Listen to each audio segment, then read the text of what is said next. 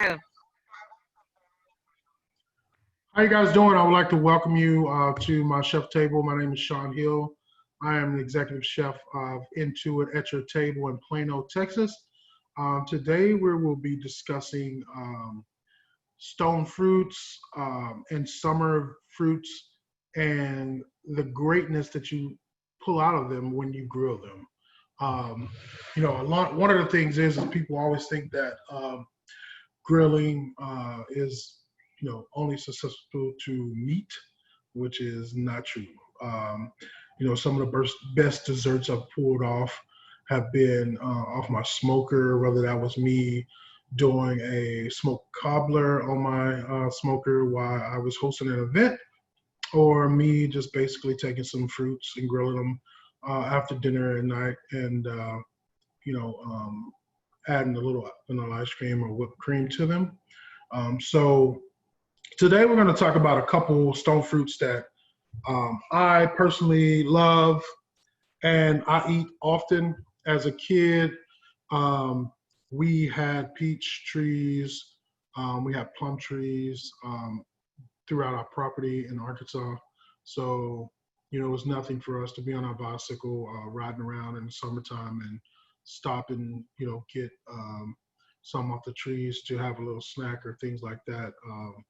Right now I don't have that luxury, so I run down to Whole Foods.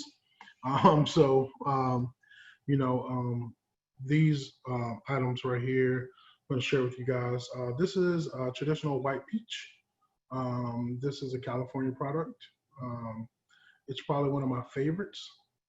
Um, but now here in Texas, we are blessed to have a place in Parker County called Weatherford, Texas, that is world famous for its peaches.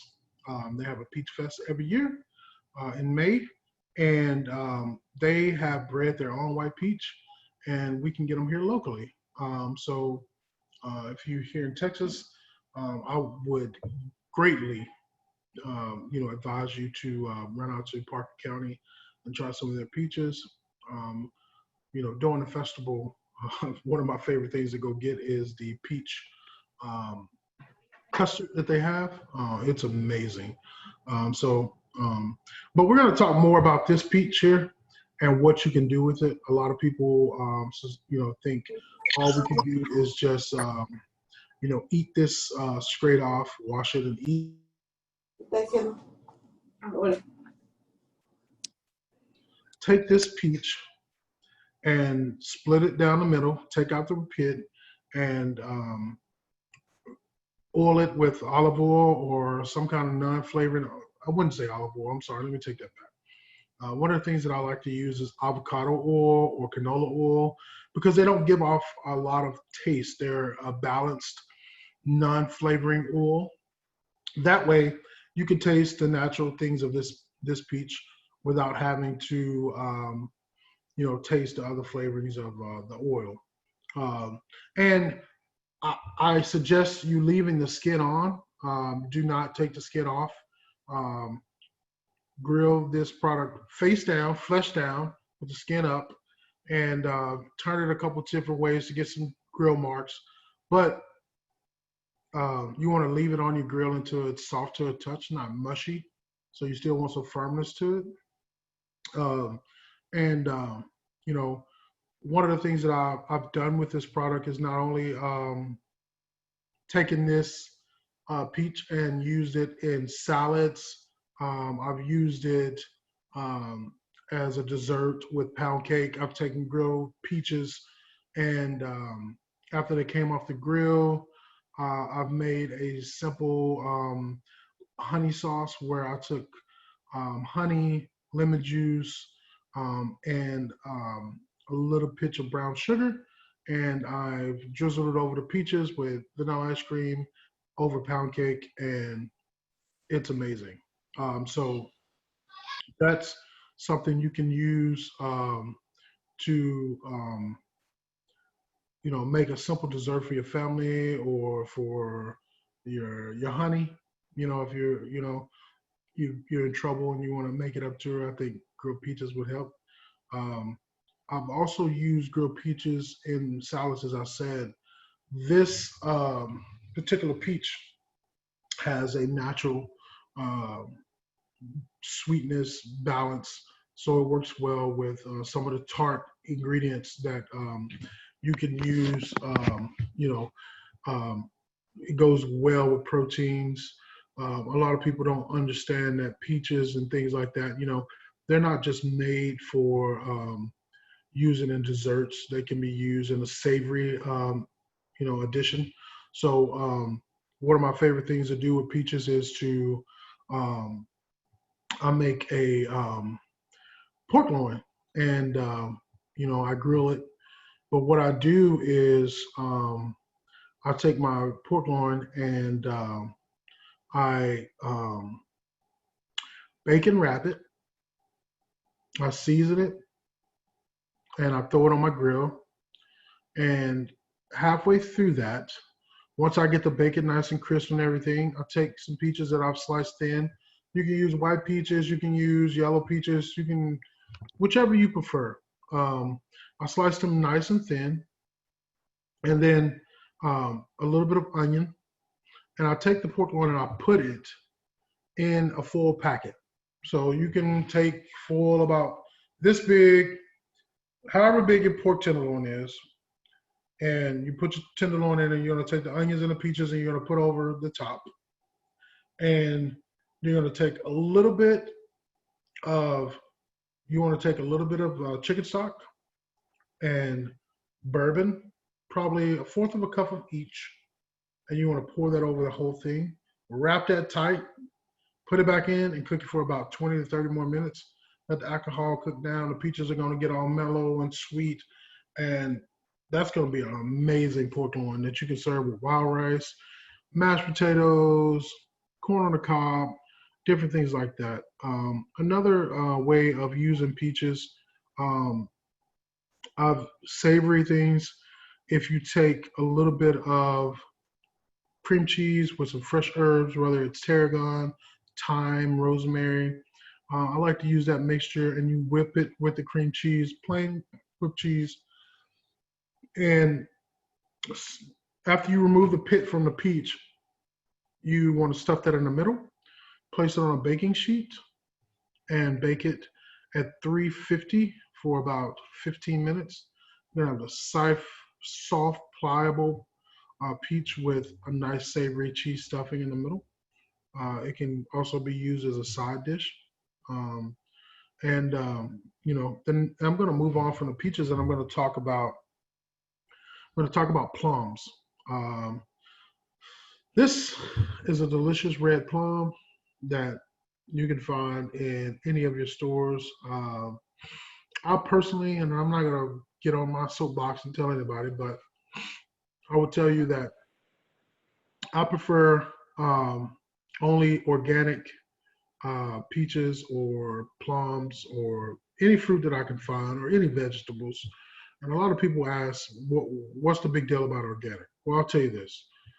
As a kid, I grew up and I watched my grandfather and my grandmother and parents uh, raise different vegetables and fruits and stone fruits and things on our land. And not once did I ever see them use pesticides. So that's where this is coming from. To organically to get certified as an organic farm, you can't use any pesticides. It's natural. It's just basically how God raises the produce.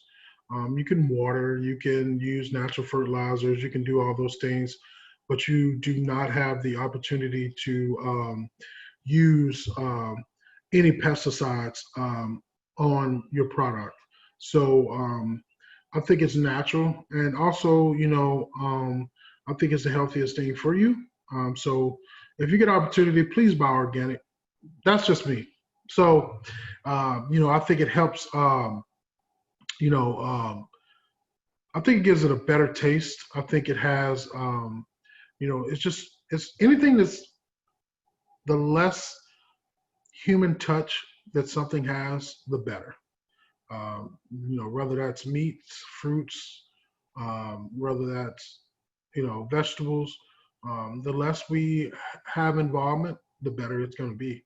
Some of the best fruits I've ever had um, is, you know, I go camping, I go hunting, and in the wintertime we have in Arkansas we have what we call it's similar to a plum, but um, I don't know if you guys have ever had muscadine, but it's um, a vine that grows in the southern part of the United States, and it has berries that are similar to a plum. Where I'm from, my grandmother used to make jam, or she used to make wine, and it's excellent. Uh, but these things are natural, so you can get these things at your local grocery store. Um, so one of the things with plums that I love to do is I make plum preserves. It's similar to a jam, um, and I love to. It's nothing like a great plum preserve that you take some plums, you slice them up, you put them in a pot. Usually, I do 2 pounds of plums to 2 cups of sugar and 2 tablespoons of lemon juice, and I let them reduce for about 30 to 35 minutes, and then I let them cool to room temperature, and I will store them in a mason jar, which will last anywhere from 2 to 3 weeks inside of your fridge. And I mean, it's great on pancakes, it's great on toast, it's great on great hot buttermilk biscuit. These things, plums are great. But another addition that one of my secrets that I've used plums for, and I make my own steak sauce a lot. And if you ever pull a recipe from the internet or anything, it's going to have raisins in it for the natural sweetness. For if you enjoy A1, it has raisins in it. So if you don't like raisins, you eat A1. I'm sorry to tell you that it has raisins in it because it's a natural sweetener that a lot of people use in their steak sauces. But one of my secrets of when I'm making my homemade steak sauce is I like to use plums. Um, so I think they give beef a unmistakably underscoring of sweetness without being overpowering with like brown sugar or granulated sugar. So one of the recipes that I've used for my steak sauce is to saute onions, garlic, a little bit of rosemary, plums, um, and cook them down in a little bit of olive oil till they're softened and translucent.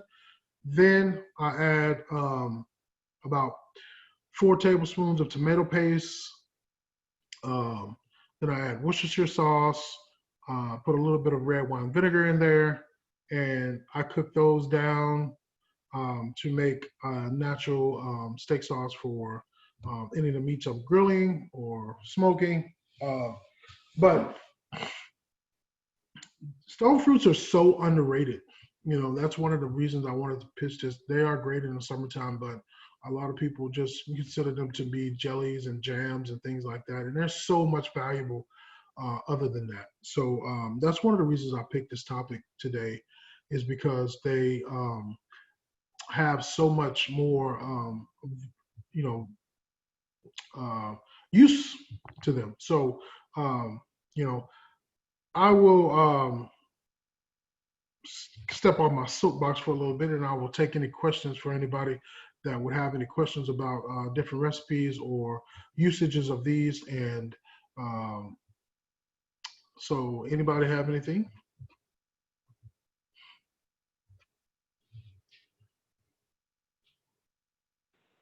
How about some cherry recipes, Chef? What do you like to put cherries in it?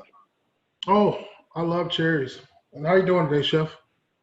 Hey, good man. How you doing? Nice to see you. Great. Same here. Um, my daughter was begging me cherries yesterday. We were in Whole Foods, and she was like, "Can I get a bag of cherries?" And I'm like, "No," because one of her biggest things is like she wants something, and then it's like 10 in, she's like done with them, and then I have to figure out how not to waste them. So one of the things that I like to do is my grandmother used to make cherries jubilee all the time when I was a kid. It was like one of those dishes where you could, and I think it was more of efficiency than anything because we have a bunch of kids and probably like me and my cousins were probably 15 to 16 of us when we go on the farm. So she would make big desserts like that where it could feed a lot of people. So cherry jubilee is a great dish. One of the things that I've started doing is prior to, I love to make cherry barbecue sauces now. I had the opportunity to work with a great friend of mine that's from uh, Washington State, and we all know Washington State is known for its cherries. And he used cherries all the time in his cooking, whether it was with brown rice or fish. One of the things that he did, he made a awesome cherry barbecue sauce, and I like begged him for the recipe, and he would never give it to me.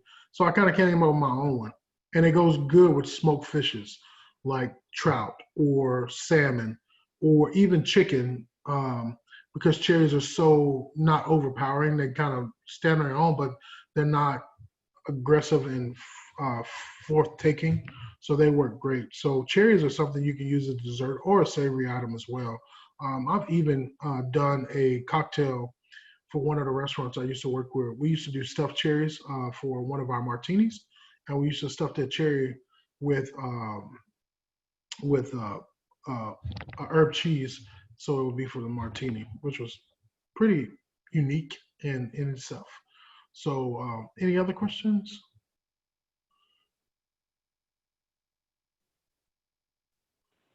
Just a suggestion. Have you heard of mostardas before? I've heard of them, Chef, but I haven't worked with them. So mostarda is basically some sort of fruit. It's kind of like a jam, but it's like a savory application, incorporating toasted mustard seeds and a couple other different ingredients. And you can look up the recipe, but really awesome condiment for cheese boards. Uh-huh.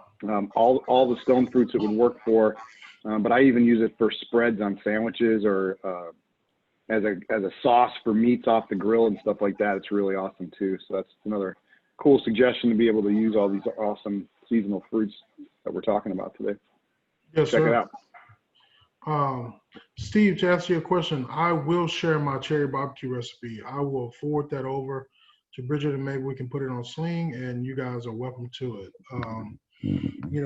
I haven't used it recently, but it is something that I love to do. Barbecue is my thing, but I mean, I like to do all different things, but that's one of the recipes that I'm proud of. Still, basically, it was just me tasting his recipe over and over and over till I pretty much got what I wanted and figured out how I wanted to balance mine out. But I'll definitely get the recipe typed up and get it over to Bridget, and we'll post it on Sling. And you said that would go well with like stronger fishes, like trout and salmon and. Absolutely, yes, sir. That recipe works very well with fish. When I was an executive chef and regional chef for Marriott, we used to have that recipe on our menu.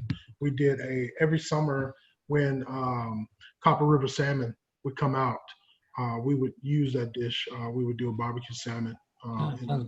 You said it was smoking those fish though and stuff, huh? Oh yes, sir. Okay, Yeah. because that's what I like to do. Maybe use some cherry wood with the cherry sauce and. Oh man, you're making me hungry now. Yeah. I recently did. I'm on my health kick right now. I'm trying to lose some pounds while we're quarantined because the first couple of months it was just like I'm eating to sustain my sanity. So so now I'm trying to get back off of that. So I've been prepping some meals for myself, and that's one of the things. Smoking salmon. If you go to somewhere like Whole Foods and you buy a whole prep, fillet with skin on, it's cheaper than buying processed 8-ounce portions because they're basically kicking in labor. So if you buy that whole fillet, dry brine it, and then smoke it over cherry or apple wood or peach wood, something subtle. You don't want hickory or mesquite. Yeah. And then you smoke it. Then you can process it out however you want. What are you using for your dry brine? Just salt? No. So when I make a dry brine for my fish, I usually do, and it depends on how big the fish is, but a simple recipe would be equal parts of sugar and salt. So, and I use kosher salt, I use brown sugar, I use crushed red pepper, and then if you want to, in my fish, I like to put a little bit of clove for my smoked salmon, and then peppercorns, crush them, fresh ground, and then I mix that up in a bowl. I put it over my salmon, and I leave it overnight. Yeah. Yeah. Okay. It's going to draw that moisture out, and when you take it off, uh, you rinse it underwater to get the excess salt off of it, and then you smoke it. You don't have to add any more seasoning to it, and you're going to be fine. Nice. I'll try that. Sounds Yes, good. sir. Mhm. Thanks. No problem. So, as you know, and Chef Jim brought up a great thing during the summertime. If you want to have something light, I know right now we're quarantined and we're supposed to be sheltered in place. But if you do have friends over, stone fruits are great additions to cheese plates. They work awesome with all kinds of cheese, whether it's a smoked cheddar, whether if it's Havarti, whether it's a Boursin, whether it's a blue cheese, Swiss. They do wonders. Not only is that, that fruit is considered a palate cleanser when you're eating a cheese plate or when you go have wine. One of the reasons people say, when you go to a wine restaurant or to a wine bar and you see charcuteries, the reasons a lot of the cheeses and the fruits are on the plates are as palate cleansers, so that the toxins from the wine, you get to taste the different variables of the wine, and they're usually paired with that specific wine. So if I know that wine is heavily balanced off of peach or a plum or it's oak or something like that, it's going to be certain fruits and specifically stone fruits are going to be served on that cheese platter to balance that. And those are things that you'll see all the time. But during this hot temperature right now, today in Texas, I think we're going to hit 99 to 100. Nice glass of cool, Riesling or white wine with some stone fruit would be amazing. So, I suggest you guys try that. And, before I go, I want to tell you that I do don't want to skip over the traditions of a peach cobbler or a peach pie. I just wanted to bring some new things to you, but to this day, that's probably one of my favorite desserts in the world. My granny makes. So, I mean, we still can use those things. One of the things that I also, get away from making a big dish when it's not a lot of people in the home, making peach turnovers or different things like that. Simple recipe is taking some peaches, preferably fresh, but if you can't find them, you can get them frozen, sliced, skin removed, and a little bit of sugar, a little cinnamon, some butter. And I can put some of these recipes on Sling. And I cheat. I can't make my own pie crust, but I cheat. You can go to the store and get you some pie sheets, and they're going to come in probably 8x8 sheets. You roll them out, you let them get room temperature, and I take a cookie cutter. I cut my, a section out, and I fill it with my pie filling. I fold it over and I crinkle it with a fork. I cut a vent hole, I brush it with a little bit of egg wash, sprinkle a little bit of sugar on it, and I bake it for 25 minutes. And then it's going to be a pie. So it's going to be a hand pie, like we call it in the South. You can't go anywhere in Arkansas, Mississippi, or Louisiana without seeing pies, fried pies within, a convenience store. So, but that's something else you guys can treat. And all the recipes and things I spoke of will be added to our Sling page. So feel free to check that out at WP at your table food on our Sling page. And once again, if anybody has any other questions, feel free to to open your mic and ask or type into the chat box before we end this segment.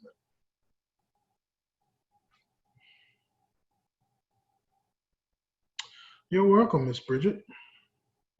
Well, guys, I want to thank all of you who joined us today on my chef table. I enjoy them tremendously. It gives me a break. Being at home trapped, I feel like I'm connecting with other human beings besides my kids and my dog. So, I think the next one that I do, or I will, me and Bridget will discuss. But I'm getting a lot of great things out of my garden. I did a great garden segment with Bridget and some other fellow people here on the chef table a month or so ago. We're getting tremendous cucumbers. We're having squash, zucchini.